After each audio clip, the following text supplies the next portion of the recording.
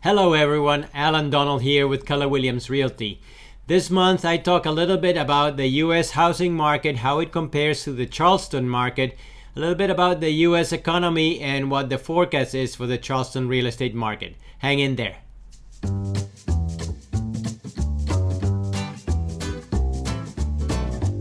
So let's look at a market update of the real estate market in the U.S. and in Charleston. The number of home sales, as you see, in the U.S. has not reached the peaks that we saw in the last boom of 03 to 06. However, in Charleston, you see that the number of closed sales, we surpassed the peak in 05, 06 by a long shot. So our market has been a lot more active than the U.S. market. The pandemic created a seasonality abnormality in that it shifted the sales from the first half of the year to the second half of the year.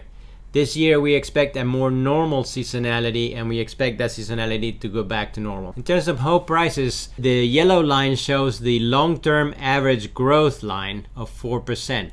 As you can see, the last boom in the years from 03 to 07, those prices were above the trend line. During the recession, we had 11 years that the prices were below the trend line.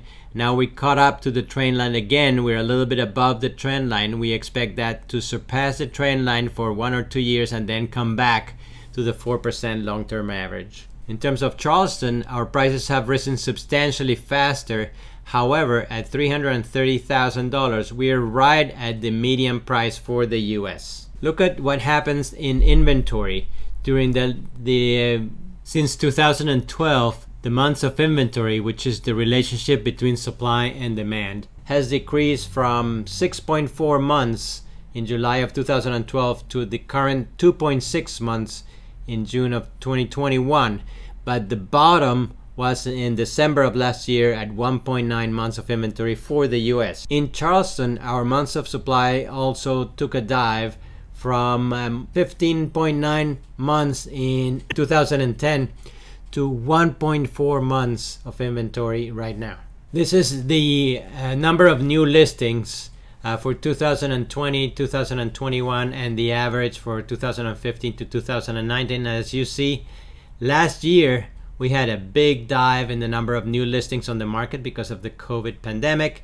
This year, the number of new listings has returned back to normal. In Charleston, the number of new listings for the past 4 or 5 years has remained pretty steady. As you can see, there are seasonal changes, but the last 4 years have remained pretty steady. For new construction, this is one of the reasons that we are experiencing a short supply. If you see, since 2007, the number of new homes built in the US has fallen short of the historical average.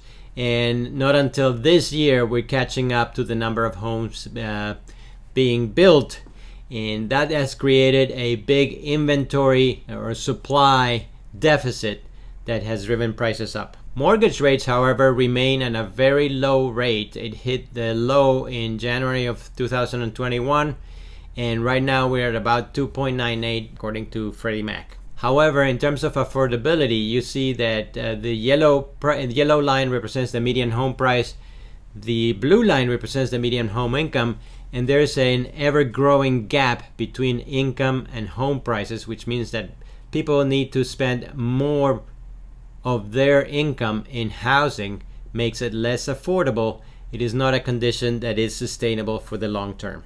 Inflation seems to be one of the factors that we are most concerned with.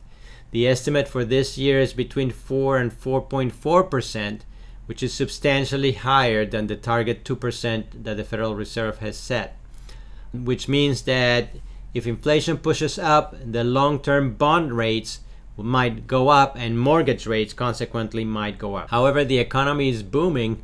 Look at the unemployment rate and the number of job openings for the past 2 years. The economy is moving along quite nicely, and barring any unforeseen events, we expect that to continue into 2022. Because of the pandemic disruption, a lot of companies have found that workers can be productive remotely, and we expect a higher percentage of workers to be able to work remotely in the future. That also has created additional demand for Charleston real estate, where we see a lot of people coming from more expensive areas like the Northeast, from California, Washington State, Colorado, who are working remotely from home, and they want to live where they want, not where they have to. So the trends in the US market is the migration from urban to suburban, from cities to suburbs, and from suburbs to rural, and also from vertical condominiums and apartments to horizontal, more single-family detached homes. People want to have more space, they want to have more land, they want to have a little bit more privacy, and the pandemic caused these trends to be accelerated. In Charleston, South Carolina, here's the active inventory by week. The bottom of the inventory was in mid-May, and we've seen inventory rise steadily in the weeks since mid-May. So if you continue that trend line, at the end of the year, we'll probably have a little bit above 4,000 listings in the MLS. So we've seen the market momentum shift in mid-May. The way I describe it is we were going on the freeway in fourth gear, 100 miles an hour, and now we're in third gear at 60 miles an hour. We're still going forward, but a little bit slower. It is still undersupplied, so prices are still going up. Inventory is increasing, which is providing more options for buyers. However, inventory needs to get to 5,000 to 6,000 before the market shifts from a seller's market to a buyer's market and prices start decreasing. The US economy continues a steady growth, and the mortgage interest rates remain under 4%. We expect this shift to take another 6 to 12 months. If mortgage rates jump by more than 1%, or anything else happens in the economy, this process might accelerate.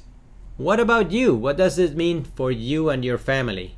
Do you want to find out what the current wealth contained in your home is? We'll provide you a free wealth analysis at no cost of obligation. Just give us a shout, and we'll be happy to provide that for you. Are you moving anywhere? Are you planning to move anywhere? Let us know where you're going. We'll find you an experienced realtor at your destination at no cost or obligation. Keller Williams has the largest agent network in the world. We can normally find an experienced agent wherever you're going. Just contact us at 843-900-0155 or send me an email at alan@alandonald.com. Thank you very much. This is Alan, and until the next one.